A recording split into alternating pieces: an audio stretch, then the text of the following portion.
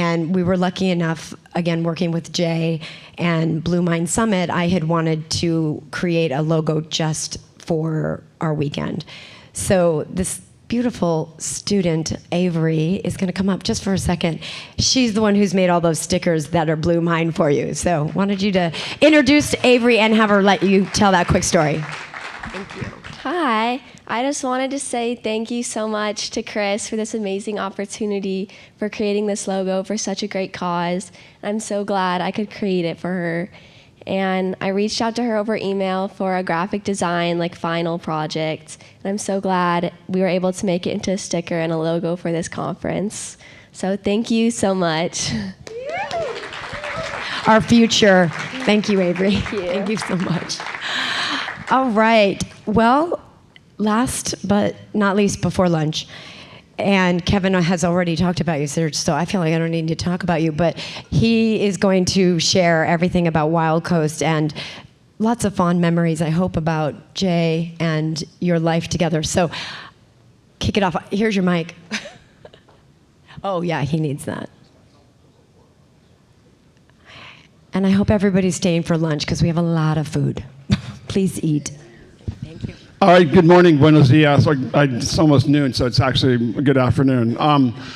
So when the Stoked on Life folks talked, I cried because I've been crying a lot about Jay. And so this is going to be the part of the movie where you had the after story, and this is where the lines get a little squiggy and it goes blurry, and you go back 30 years to the past. So imagine it's Dave Matthews, it may be Nirvana on the radio, it's on the radio, it's FM, maybe the CD player and the Jay's International Scout. Maybe it's Pearl Jam. We're actually playing at the Ohana Festival down in Dana Point this weekend, or I was out Thursday. And it's pretty much pre-internet. It's not a lot of email. We're sending a lot of faxes. Actually, it is pre-internet. And it's a little different, right? It's not the Blue Mind Jay. It's the goofy sea turtle guy living in a teepee in Tucson, Arizona, okay? So I may cry a lot more. I'm gonna laugh because that's what we did with Jay, right? So anyway, I'm Serge Dedina, Executive Director co-founder of WILDCOAST, Costa Salvaje. And this is really life lessons, things I learned from hanging out with Jay Nichols and spending 4 years of my life with Jay, starting WILDCOAST.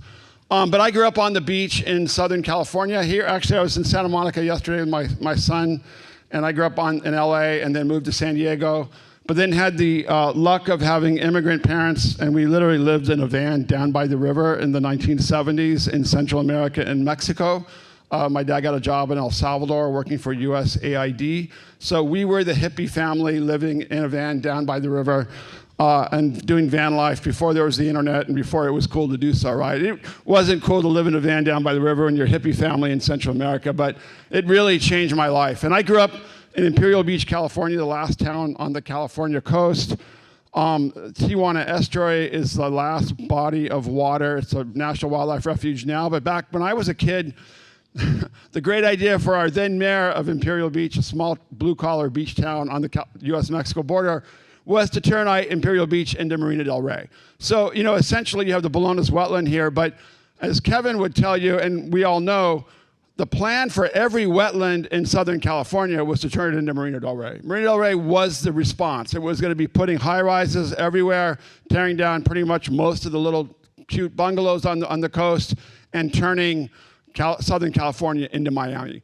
Thankfully, because of the California Coastal Act and the creation of the Coastal Commission, that didn't happen. And with the advent of coastal environmentalists who basically had to push back against all those projects, including me and my buddies in Imperial Beach, I was sitting in front of bulldozers, and then our then mayor, and getting beat up for basically defending the Tijuana Estuary, which is now a national wildlife refuge. But things were pretty heavy back then.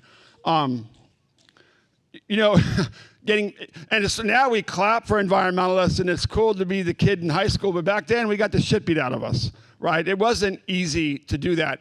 And sometimes I'm with young activists, and kind of like looking at all of us, I'm 60 now, like, you guys failed. It's like, if you looked at every open space on the planet, somebody who lives there was probably like getting beat up or getting harassed because they just said, as Kevin said, we live in a pretty awesome place. Let's not destroy it, right? That's like that simple, right?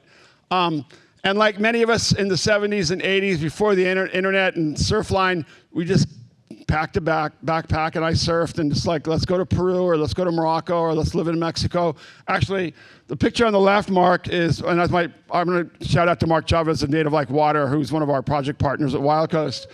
That's in Tikla, actually in Michoacan in 1982, right? Yeah, I'm sorry, I want to tell you about it. Anyway, and then I met my wife, Emily Young. We actually met in Peru. She's from Wisconsin, I was in California, and ended up doing our PhDs in Baja California starting in 1993. And the question was, how did the gray whales come back from extinction? So gray whales are a huge international success story. They're off the coast. They're feeding up in the Arctic and then going and giving birth in Baja California. So essentially, we got grants as grad students at the University of Texas at Austin in geography. And really, we just went down to live with our dog Chip in a trailer on the edge of this lagoon in Baja, just to ask people, what does gray whale conservation mean, right? And it was an excuse to drink some beer and go surfing, but also, and to hang out and live with people and nature. And 2 years spent basically living with people who depend on killing animals for a living, and we're transitioning into taking people to see animals for a living, right? A huge shift, right? People who'd driven up in the mountains as ranchers. So think of the Appalachians, but on the coast, Baja California, rural Baja California. People who were ranchers who moved to the sea to become fishermen, and then were killing sea turtles, killing sharks, killing, fishing, and then all of a sudden the idea of ecotourism kind of emerged, and now there's this opportunity to take people to see animals, which is pretty cool because now we may not have to fish as much. So Kevin was now 30 years later in San Ignacio Lagoon, where it's not just take people to see whales, but let's grow mangroves, right? So really interesting change. But we were there kind of like when that transition's happening. And so Emily and I were there basically hanging out with people like Pachico Mayoral on the right, who was the first person to really deal with a friendly whale. So think about this. Gray whales over 100 years ago were called devilfish. They would attack whalers who were hunting, killed 3,000 of these whales in the lagoons in Baja California. And all of a sudden, in the 1950s to the 1970s, fishermen and then Pachico really documented the fact that these whales were coming up out of the water and approaching the boats. And they were called friendly whales. So a significant change over 100 years, right? And these are these remarkable whales that are in 3 lagoons: Scammons Lagoon, San Ignacio Lagoon, and Magdalena Bay in Baja California. And again, you have this remarkable industry now, all locally controlled by local fishing families, fishermen, and men. That's one of the issues with this industry, though. It's mostly controlled by men, which is why Kevin's been great to support WILDCOAST to work with women to grow mangroves, right?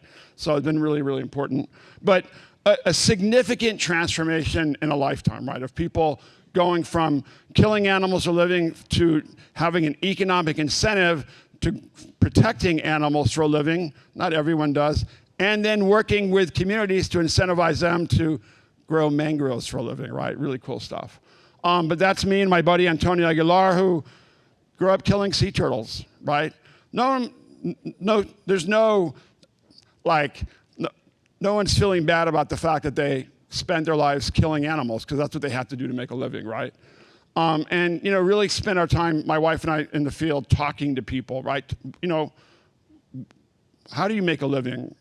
What's it like? What do you spend your household income on, right? Just real practical things like to understand how you go about changing those incentives and really shifting the paradigm to be about let's protect ecosystems and let's protect animals, given the fact that we have this onslaught of giant companies coming to change the nature of these ecosystems, building big salt mines or big industrial projects, mining projects, et cetera, right? How do you work with people who have fishing nets and live in the middle of nowhere to actually decide to defend the resources they depend on their living? That's the question we're all asking. And then Kevin's come in now, and we're all saying, well, how do we incentivize them to restore these ecosystems as well? Fundamental issues, right? And, again, killing animals. The most devastating thing, we were out fishing 20 miles offshore, right? Watching people harvest blue sharks. Blue sharks are gorgeous animals, right? And watching little kids slit open the bellies of blue sharks that were pregnant with dozens of baby blue sharks off the beach with the fins destined for the Asian fin trade, right? This is 30 years ago. And what we were discovering was, literally our first day in the field in San Ignacio Lagoon, that gray whales were doing good. But people were slaughtering sea turtles left and right. Everywhere we went, we would see hog-tied sea turtles or the remains of butchered sea turtles for the black market and sea turtle meat. All right, so sea turtles, sea turtles, sea turtles. I didn't go to Baja to know about sea turtles, but all of a sudden we were immersed in this world of the black market trade in sea turtles because the Mexican government had banned the sea turtle trade, eggs and meat, which was a commercial product, in 1990. So this is 1993, 1994. And so at the same time, Wallace J. Nichols, Hippie J, right there on the right with his buddy Jeff Seminoff, were in the field studying sea turtles as graduate students at the University of Arizona, the School of Natural Resources, one of the great natural resources school and places where they study Baja California, the Gulf of California, in the US. And Jay and his buddy Jeff was doing a project on looking at every sea turtle nesting beach all over Mexico. So they drove all over Mexico looking at sea turtle nesting beaches.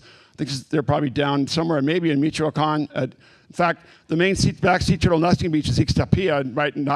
Mark, you know it. So anyway, most of these species that are born just on maybe one particular beach. We have these massive arribadas. So Jay and Jeff are down there. We don't know each other. There's no internet, right? No one's posting stuff on social media about hashtag sea turtles or, penniless grad students living in the dirt, right, in Baja California, being basically laughed at by a bunch of dirty fishermen, right? Dirty clothed fishermen, because who are these guys? Who are these people showing up asking lots of stupid questions, right? And Jay and Jeff, for their PhDs, had an Earthwatch project in Valle de Los Angeles, a beautiful, gorgeous village on the Gulf of California, about 10 miles south of Tijuana. You'd get there if you drove today. You'd be there in about 15 hours.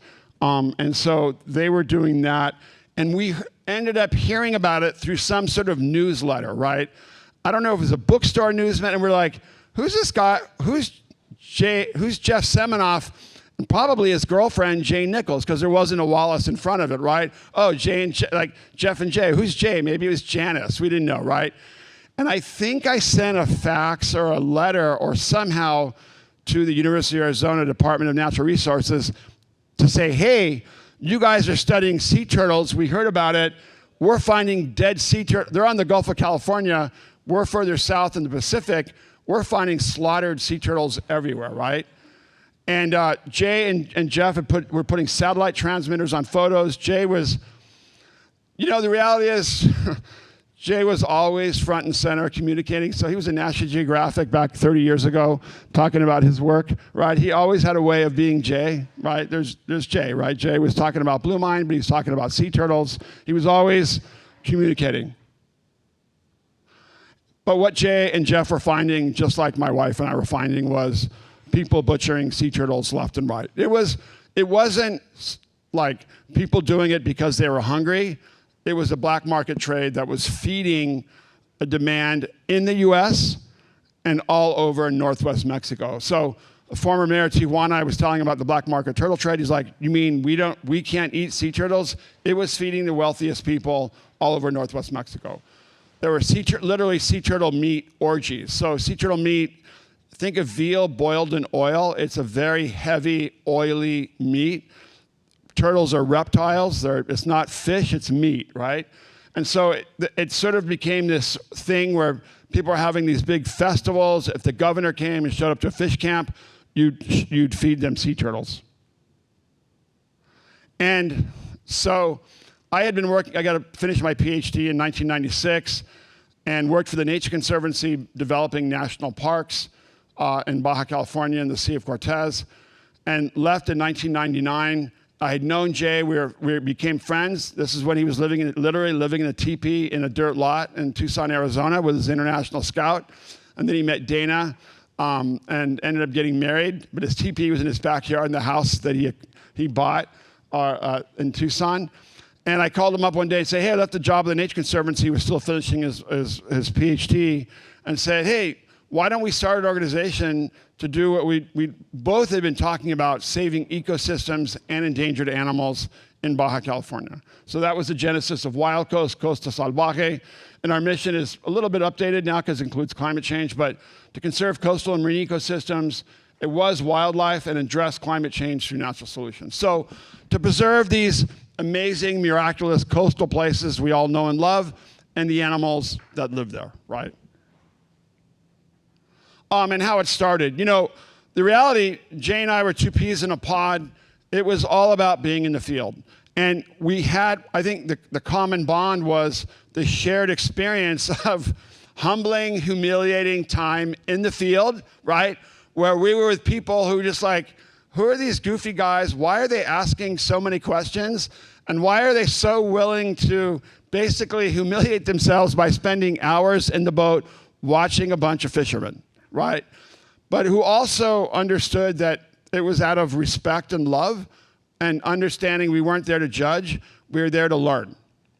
We were there to learn, right? And so whether we were seeing slaughtering sea turtles, we were watching, going to shark camps, or taking people to see sea turtles, or going on TV, an MTV-style show in Mexico, that was the idea behind WILDCOAST, to do real things that had a real impact on animals and wildlife and ecosystems, and work with people to do that. And really we're talking about these large, expansive, wild coast, wild lands, the way nature and the coastline is supposed to look. It's great we have the Bologna wetlands and Bolsa Chica and these small postage stamp areas in Southern California, but nature isn't supposed to be like that. Now, luckily that we just go put one foot in the ocean, we've got the big blue, but we need these coastal ecosystems to sustain coastal and marine wildlife. And we were very interested in animals like gray whales, whale sharks, sea turtles, obviously, in their beaches.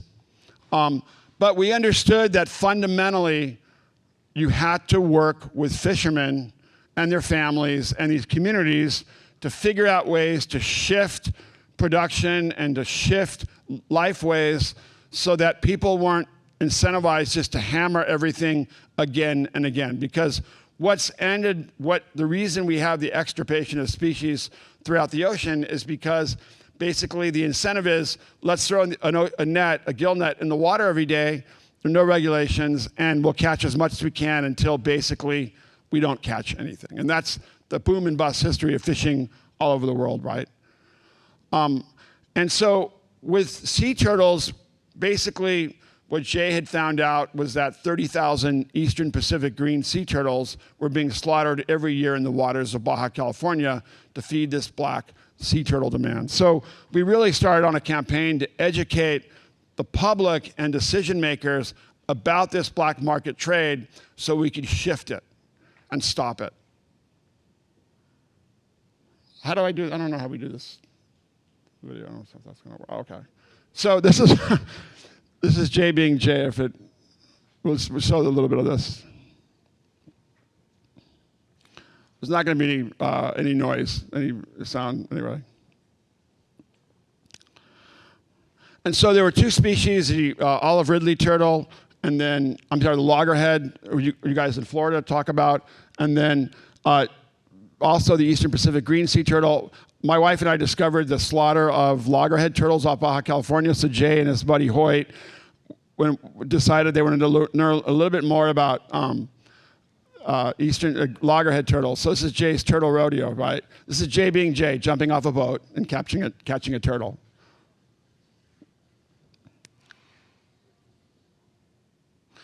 So, it was cowboy conservation style, right? But the idea was, it's not about us, it's not about me, it's not about Jay, it's about building a community. Does that sound familiar? Right? Building a community, right? To bring people together, to share an experience, in this case, not about their love for killing turtles, their love for saving turtles, right? To find the few people in each community that were really tired of the smell of boiled and barbecued sea turtle, didn't like the fact that their parents or grandparents were killing these animals that they actually thought were pretty cool, and to bring them together around science. Does that sound familiar, right?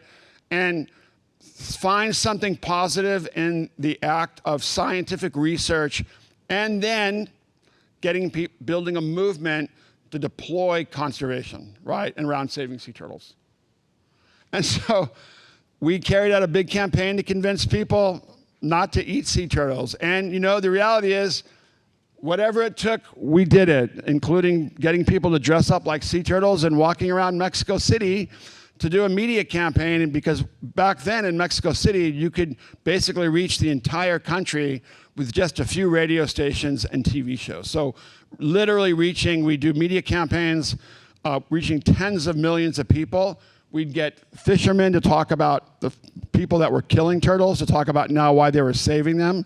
We had scientists, and because people were eating turtles during Lent, because they thought they were a fish, right? We got priests to talk about the need not to eat sea turtles, right, during Lent. That it was not a cool thing to do to eat turtles for a religious festival. And there was a guy, a Gordo Fisher, a Fatso Fisher on the bottom left, who'd been in prison for killing sea turtles. We literally went and got him out of prison when he got released and said, let's go to Mexico City, and we're going to put you on national TV and the radio to talk about the trade in sea turtles and how you carried out this black market trade, because a lot of people don't believe that it's happening. So it was whatever it took with Jay. And Jay went on to do many different things, but 30 years later, it's still the same organization. It's still about doing things to really work with people to save nature, and now we have a team of 28 working in offices out of San Diego, La Paz, Ensenada, and Oaxaca, and in Mexico City, working all over Mexico on the ground and in the water. And whether it's working in marine protected areas in California or collecting trash on the US-Mexico border, doing natural climate solutions with our friends from Sea Trees. Very appreciative of Michael and Kevin and their real enthusiasm. And I'll talk about this in a second, very Jay-like embracing and doing new things, which, as Kevin knows, isn't easy. And it's not easy to talk about them either. So anyway, growing mangroves and continuing to protect whales. And obviously sea turtles, and then we bought 40 miles of coastline. We put our money where our mouth was and actually ended up buying 40 miles of coastline in Baja California in partnership with the Mexican National Park Service, in partnership with local communities to protect the last wild coast of the Pacific and Baja California, and then protecting coral reefs. And then still working on sea turtles. We have teams deployed now in Oaxaca to protect some of the world's most important massive Aribala beaches and the most important leatherback nesting beaches in Mexico. And places where our staff was just at in the last few weeks, we had 50,000 turtles lay their eggs just in one night. Amazing places. But where there's still people on horseback collecting the eggs, right? People who have no other alternative but to collect eggs to sell in the black market because people think the eggs are an aphrodisiac. But this is the deal, and this is really important.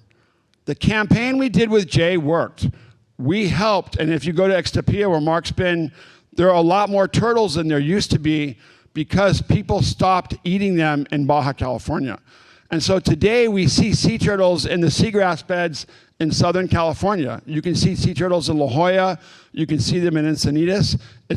But when I was growing up surfing, and I started surfing in '77, you didn't see them, right? So these turtles have come back, and it shows the power, just like you guys are all doing, the power of starting person by person, group by group, talking about tough things, right?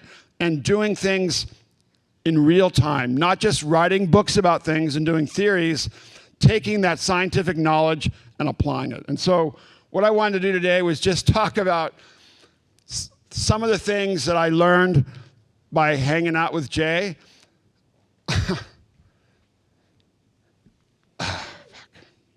We were all devastated when we heard about Jay. I was actually in Oaxaca. I just come back from hanging out on sea turtle nesting beaches. So, I talked to Dana, his wife, and I was Nick's from Save the Waves had called me, and I called Dana. And obviously, we're all devastated. We're all grieving. And for me, at least, the interesting thing about this is that Jay and I saw each other last year at the Blue Ocean Film Festival in San Diego, and we had talked about, let's do more talks together, let's do more stuff together. And so when Chris called me, or we emailed, and I'm like, I don't know if we talked or we emailed, and I was like, yeah, we talked, and I was like, oh, well, Jay's gonna be there? Jay and I will just talk. We probably would have had this conversation, what we learned from each other, and I was like really excited about doing that with Jay, because I love Jay, and we had a real interesting connection. We saw things really the same way. We were the odd couple. We definitely did things differently, but we always embraced doing things differently. And we always embraced new things. That's why I love working with Kevin and Michael, because they're the same way. It's like, why not? And I'm going to talk about the Blue Mind stuff because it wasn't easy to do that, right? It's not easy to do new things. It's not easy to forge new paths.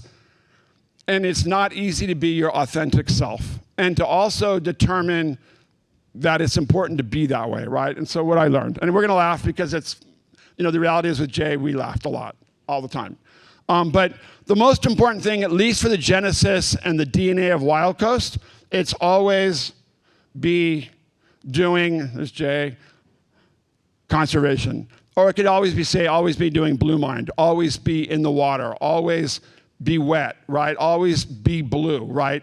That was the genesis. Always be your authentic self, always be rooted in something real. And I was crying when you guys were talking because the reality is Jay didn't have to be on the beach with you. He didn't have to. He wrote a book. He was going to write more books. But he believed strongly in applying those principles to actually building a movement and working with people, right? That's important stuff. It's more important than ever, okay? So be a team.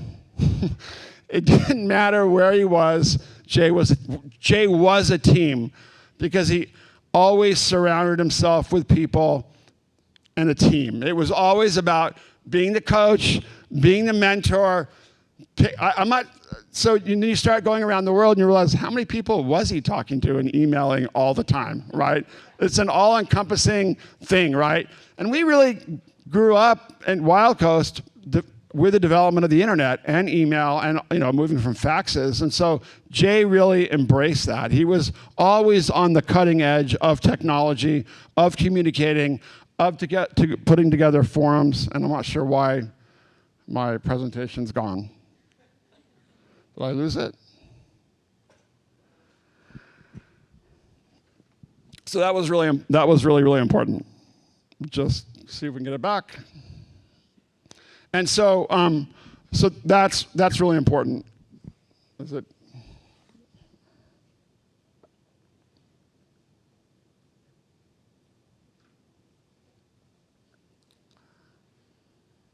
There we go. All right, this is the other important lesson. Do, fail, learn. Do, fail, learn. It's really important with this new generation who've been so traumatized by social media and bullying and worrying about what other people think. And you're responding to that, right? You're getting them to do real things. This thing is a blessing and a curse. You're focused on getting people to do something real. Touch water, be themselves, immerse themselves in something that's not artificial and something that's about connecting themselves to something real and to each other, something we desperately lost doing during the pandemic, right? In fact, I was the mayor of Imperial Beach, California, my hometown, during the pandemic as a part-time gig. And of course, guess who called me all the time? It was Jay. Because during the pandemic, we stopped people from going to the beach, and Jay was like, dude, and we all knew that. We knew it was a big disaster, right? And I was part of the movement to close everything, and then me and the mayor of San Diego were like, we got to get these beaches back open, which wasn't as easy as you think it was, even though the lifeguards were like, dude, the beaches were always open. You know, you'd think it would have been easy. You get the bureaucrats engaged, and it gets hard.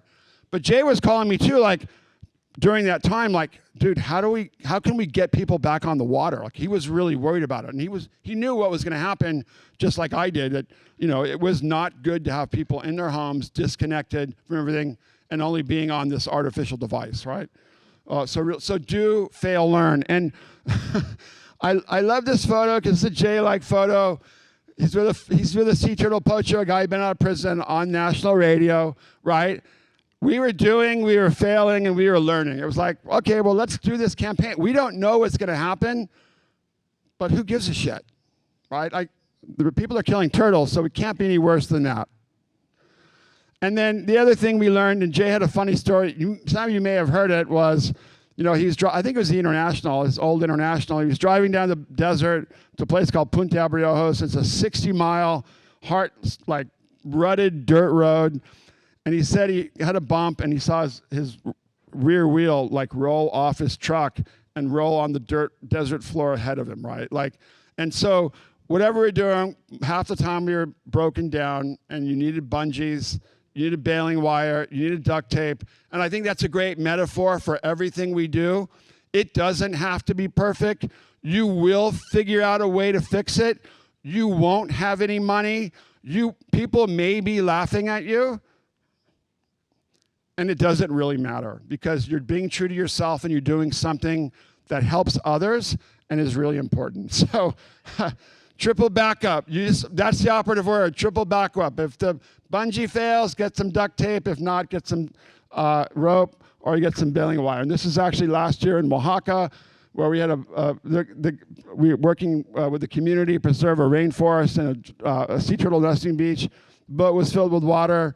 The cake batter engine, style engine, didn't really work, and we ended up pushing the boat with a pole. And I just actually rowed the boat across the lake, so the little lagoon. So anyway, but this is the other thing I think was with Jay, who said it was supposed to be easy.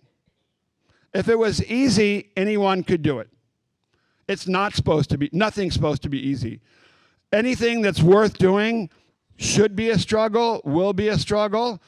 And that's going to get you to the other side, right? You're going to encounter tough things, but the fun is in the challenge, right? The fun is finding something hard and figuring out a way to work with people who love what they do to get to the other side.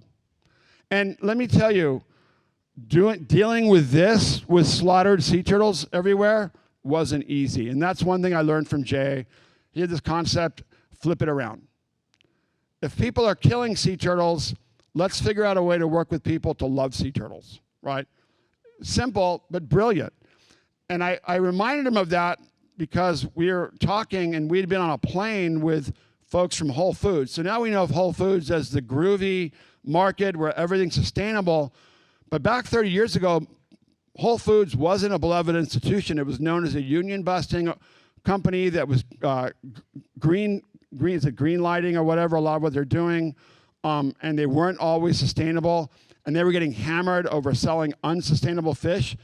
And we were on the plane with one of the executives. We happened to be going somewhere, and obviously on a plane. And Jay's like, well, dude, we'll flip it around. What is the problem? What's stopping you from selling sustainable fish all the time, right? The most obvious question, and it was an obvious question, but it wasn't like Jay caused them to do that, but it was just a very simple way of trying to find answers for very complex problems. And with the sea turtle poaching industry, we flipped it around into a sea turtle conservation industry. And it was whatever it took to get the job done. And it was not easy, it was challenging, but it did make a difference. And that comes to the other point, which is celebrate being uncomfortable. I have staff that says they need to be safe and comfortable. It's like, we do ocean conservation. I want you to be uncomfortable. I want you to be wet, cold. You're going to be muddy, right? You're going to do things that may make you cry, that are going to be hard. That doesn't mean that we're not going to support you, right? It doesn't mean that we're not going to be there with you, but you're not going to grow unless you're doing things that are hard and really make you uncomfortable. I hope you get to see this is Jay talking to my friends, the Aguilar family, who my wife and I live with in San Ignacio Lagoon. We still work with these folks to do mangrove restoration and whale conservation. And so think of basically talking to a Montana ranching family that may kill wild animals about why they should save wild. So if a Mexican graduate student came to Wyoming to talk to hardcore ranching family about saving wildlife when they make their living killing wildlife. And so Antonio, who's got the cowboy hat, his brother Tatito are there. Yeah, they were into it. And Jay was, I know, my wife and I loved that photo because we're like, yeah, Jay's uncomfortable here. He knows it too, but he doesn't really care. But we're going to laugh about the fact that he had to talk to Antonio, Octaviano, Ruby, and Danielle. Danielle is now an amazing whale watching guide. Ruby worked for the National Park Service and for WILDCOAST, and Octaviano's doing all kinds of cool stuff. So, and Antonio, when it rains, Antonio cries, and he still takes people to see whales. So, you know, it was a slow change, but Jay had to get very uncomfortable for the American grad student and conservationist to talk to the Aguilars about saving sea turtles. So, and I know they were like, what is this idiot saying, you know, but we like Jay, so whatever, right? Like that whole, you know, friendship and respect and love goes a long way, right? And I think that's the important thing. The challenge is the opportunity. People do give you credit for, it's easy to do easy things. People do give you credit when you do something hard, right? Maybe they don't recognize it, but you will gain more by doing hard, challenging things, right?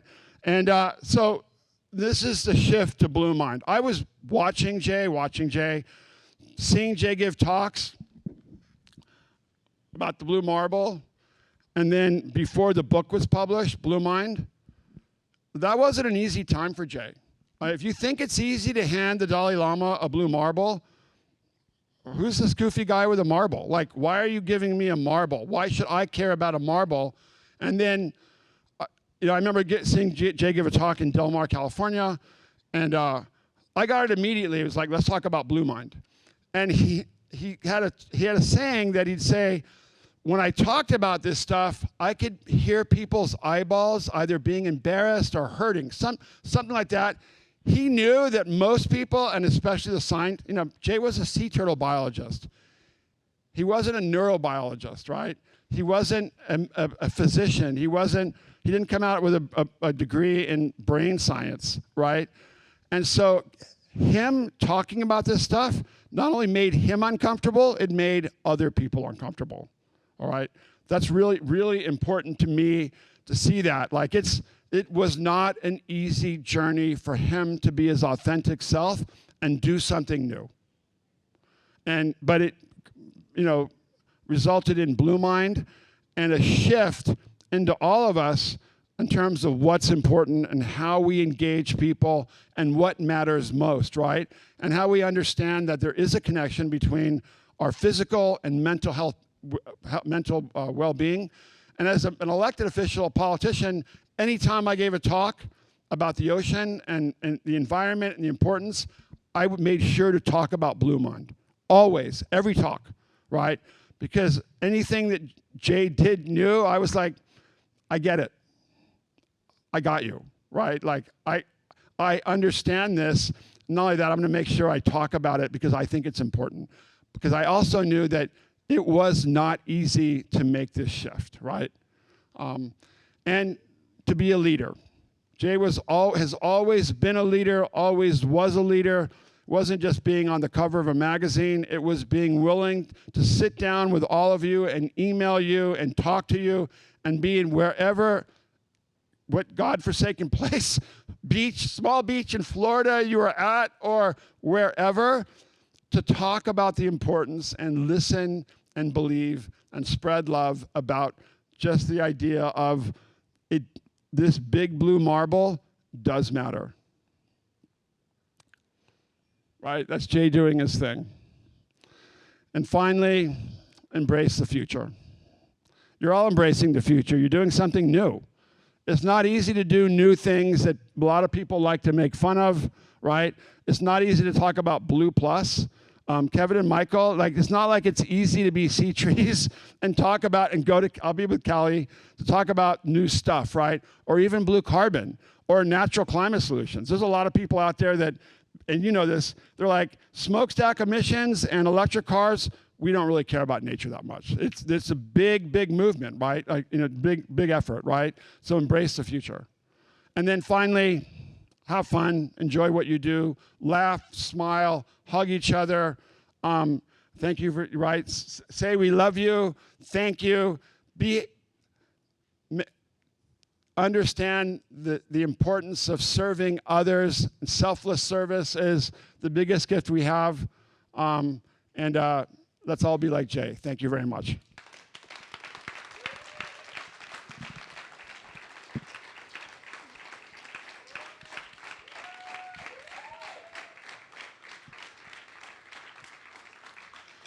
I know you guys are busy, eager to get to lunch. Any questions, comments? Oh, okay. Well, who's going to hand out a microphone? Okay. Question? Okay. Lunch, Who raised their hand? Yeah? Okay. Thank you so much for your presentation. This isn't a question or a comment, it's a shared. At the beginning of your presentation, you talked about how in the 90s, people that were actually trying to make a change were viewed as outcasts and complete, not useful, I'm missing the word, people. So I'm from Portugal, and in the 90s, Portuguese government started to plant eucalyptus on the middle, so center and north of Portugal. And a group of agriculturists on the eastern north part of Portugal fought back. They were seen as outcasts, they were seen as against progress. But that area of Portugal is the one that has very little fires. Every year, Portugal burns. Every summer, we have horrible, horrible fires, and that area is the one that survives and is thriving. So I wanted to share that with you because these are, well, your brothers and sisters, so thank you. Well, another interesting note about Portugal is, no one used to care about surfing in Portugal. Portugal is, I would argue Portugal is the country that has embraced surfing. We did the global wave conference last year in Portugal. We had the prime minister give a video announcement. The story of Nazaré and the fact that a few people helped change Portugal's image in the world, right? And this embrace of surfing and hopefully conservation is amazing, right? It's really, really impressive in surf schools and this really less destructive form of tourism. So yeah, I think it's a great example of how things start small. Anybody else have a question? Are we done? Okay. We have 7 minutes in the agenda. Who else had a question? Marina? Yeah, I was just wondering, like, when you worked with these communities, like, after getting them to love and respect the ocean and the ecosystems, if you guys would give them like support and resources to sustainably fish, and like how did that look? Like, what was that like? Yeah, and that's where it's actually nice that Kevin and I are speaking together. So that's kind of the idea. How do you shift to sustainable resource use? It's the most challenging thing of our times. And I think Kevin hit it nail on the head. How do you use capitalism? Capitalism can be, as we know, extremely destructive. How do we use the market to reward good behavior? Whether it's in ecotourism, right, creating incentives for people to engage in ecotourism, or how do we support women's groups that are growing mangroves in the same place where whale tourism is going on? Jay also started help support the development of sea turtles, which supports sea turtle tourism, for example, sea turtle research and volunteerism. But I think that's the big shift right now, and that's why this whole fight over like what Kevin and C-Trees and us and others are doing is trying to really create the market for natural climate solutions to incentivize and provide a market incentive so communities can regenerate these ecosystems they depend on for their survival, and there's a more sustainable revenue flow. In the case of San Ignacio Lagoon, what we did was since the lagoon is also a national park or a protected area, but also it's privately owned by the community, collectively owned, and what's called an ISTO. We did a conservation deal where we set up an economic investment trust fund. So they agreed to save 120,000 acres of the lagoon, right? And in turn for us creating an economic trust fund that invests back in their eco businesses. So there was sort of a reward for doing the right thing. And that funds whale watching operations. And now at the same time, we're trying to get people who have been left out of that, women's groups and these other communities, support to do mangrove restoration. So you're creating all these models for economic sustainability. In another area in Baja California called Cabo Pulmo, they created a national park, and the community went along with not fishing anymore there. It's the most successful marine reserve in the world. Fish have come back 500%, and people make the highest incomes in southern Baja per capita by doing diving, ecotourism around diving. So you can do it. It is challenging, but it's the way that we're gonna save the planet. And I know the most important thing when it comes to climate change, it's all of the above. It's not, we're just gonna do smokestack emissions and we're gonna do EVs. We have to do every single thing to help, restore and bring, as Kevin said, bring us back from the brink.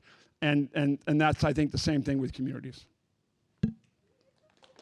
So thank you, and thank you for all the work that you do. It's very important. Keep on keeping on, and thank you, Jay, every day. Thank you. Thank you, Serge.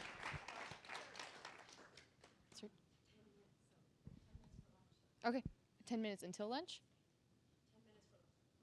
Before lunch. Just break and then lunch. Okay. We have 10 minutes until lunch, so you have 10 minutes to use the bathroom, stretch, do any of that, and then